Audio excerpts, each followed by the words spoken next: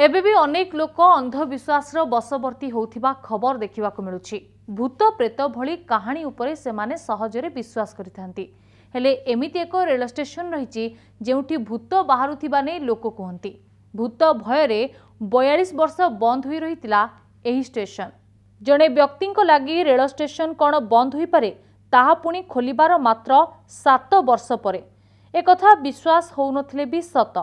पश्चिमबंगर पुरुलिया जिले में यह रेल स्टेशन अवस्थित। यार ना बेगुनकोद रेल स्टेशन। तेबे यह रेल स्टेशन टी खोलिबार मात्र किछि वर्ष पर्यंत सब ठीक थिला, किंतु परे एठारे अजब गजब घटना मान देखा मिला।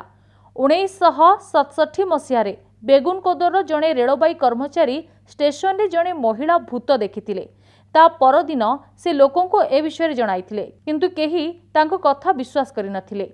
ते बेगुनकोदर स्टेशन मास्टर और तांको परिवार रेलबाई क्वार्टर्स रे मृत अवस्था पाइबा परे लोकों मनरे एक भय सृष्टि होइतिला। सेही महिलांको भूत सेमानंको मृत्युर कारण बोली लोक दाबी मध्य करथिले। लोक कहिथिले सूर्यास्त परे एही ट्रैक दे कोनोसी ट्रेन गले भूतुणी ट्रेन सहित दौड़ू थाए।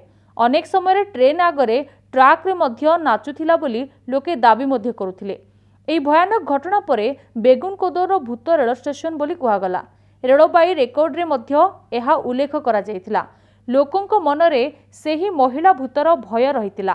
तेबे धीरे धीरे एठाकू लोकंक यातायात मध्य बंद हो गला। स्टेशन रे काम करुथिबा कर्मचारी माने मध्य भयरे पळाइथिले। कोनोसी रेल कर्मचारी एठारे जदि पोस्टिंग होउथाय से आसीबाकू सीधा मना करुथिले। एठारे ट्रेन मध्य आउ अटकिला नाही, कारण भयरे यात्री एठारे ओल्हाइबा चढ़िबा बंद कर देइथिले। एही भली भाबे एही रेल स्टेशन पूरा सुनसान होई गला। 1967 मसीह एहाकू बंद कर दिया गला। तेबे दीर्घ 42 वर्ष बंद होई रहिबा परे 2009 मसीह ग्रामवासी कहिबा परे तत्कालीन रेल मंत्री ममता बनर्जी पुणी थरे एही स्टेशन को खोलिथिले।